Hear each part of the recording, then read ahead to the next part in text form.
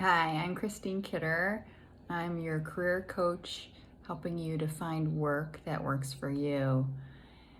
I wanted to let you know about this awesome virtual meeting that I attended today by the Women's Forum, and the speaker was phenomenal. She talked about courage and how the title of it was 20 Seconds of Courage, which I have a link to share with you, so I'm going to put that in the comments or in the information for this video. You have to check it out. It is so inspiring. I've watched it several times today, and every time it makes me cry.